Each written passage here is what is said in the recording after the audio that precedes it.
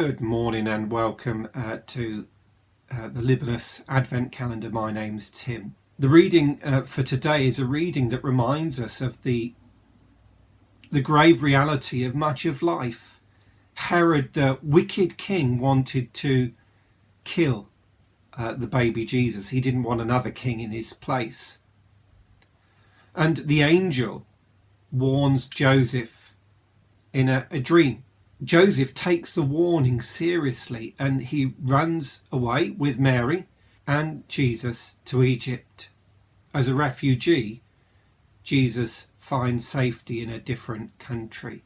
Reminded me of many people today who are running away from conflicts, from wars. And it reminded me of the fact that the Bible's full of warnings, and people say, oh, well, you know, it's such a dour book sometimes and it's dark and it's bleak. But warnings are there to help us, aren't they? When we drive along the road and we see signs and it warns us for falling rocks or whatever it might be, harbour edge. The signs are not just put there to make our day miserable, but the signs are there to keep us safe.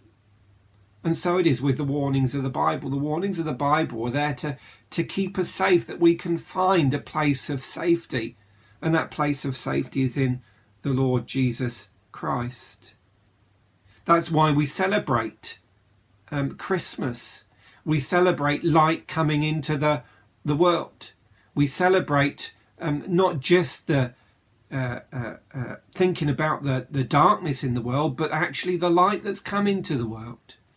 If you like, the antidote to all of the troubles is the Lord Jesus, because he restores us into a right relationship with God.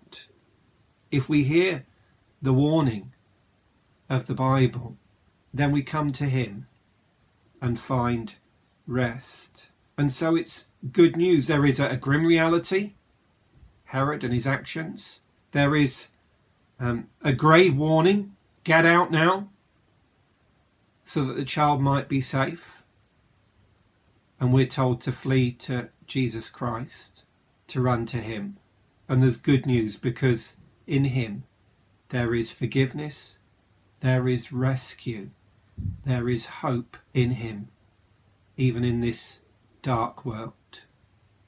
The warnings are there, just like warnings on our clothes and the road signs that we have and all the other warnings of life. How silly we are, aren't we, when we ignore the warnings and do our own thing and then say, I should have listened. I wonder whether you've ever said that. I should have listened. The Lord wants us to heed the warnings, that in the end we might be safe with him. A difficult word perhaps, a difficult section, but it reminds us of the grim reality of a lot of life. It reminds us of the grave warnings, in other words, serious warnings that God gives at various times.